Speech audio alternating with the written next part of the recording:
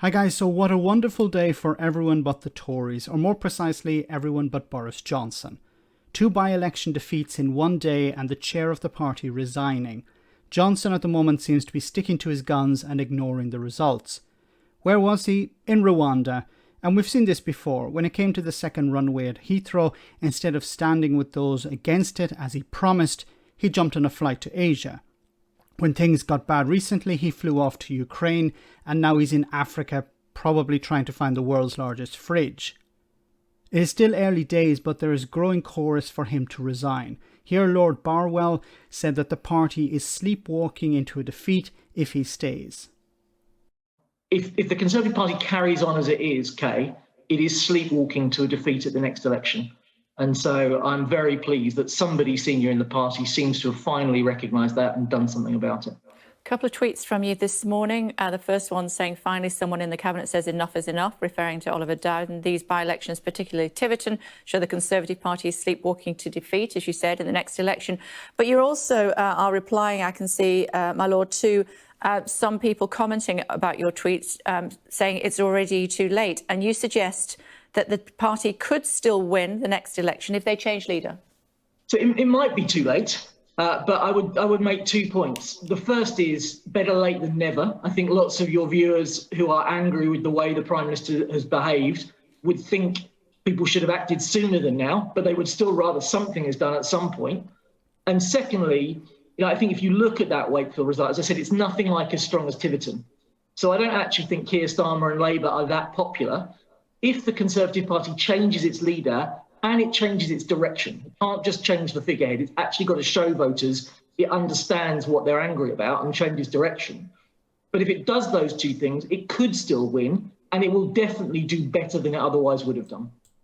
And I think he's correct here. So there are a number of things. Yes, the results for Labour are not that great.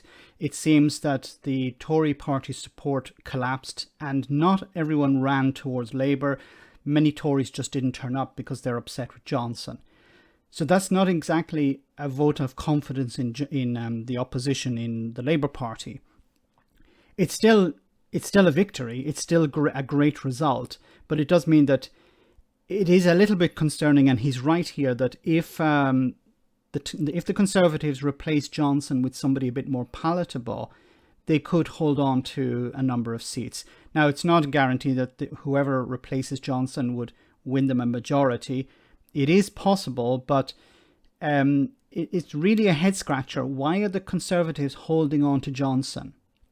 Why haven't they asked him to leave? Johnson himself doesn't seem to want to go, so he'd have to be forced out, and that could be embarrassing for the party. It would probably be better for them if he were to just come to the 1922 committee, say, look, I'm sorry, and here is my resignation letter. But Johnson is not that type. He wants to hold on. And in a sense, this is good for the opposition parties. Yes, Labour did not win over a huge number of Tory voters. A lot of them stayed at home, it seems. But it did help Labour here in one constituency and the Lib Dems in another. This is good for the opposition. Also, the SNP are probably rubbing their hands with glee here as well. Not in the sense of a by-election, but they're looking at Boris Johnson creating problems for the Tories, and the longer he stays, the better it serves. It's much better for the opposition parties. So I think he is correct. Yes, if the Conservatives replace Johnson, it could stop some of this rot. It's not guaranteed that it would maintain a majority, but it definitely would help their chances. Why they're not doing it, we'll have to wait and see. Let me know in the comment section, guys, what you think about all of this. As always, your comments are greatly appreciated. Thanks a lot.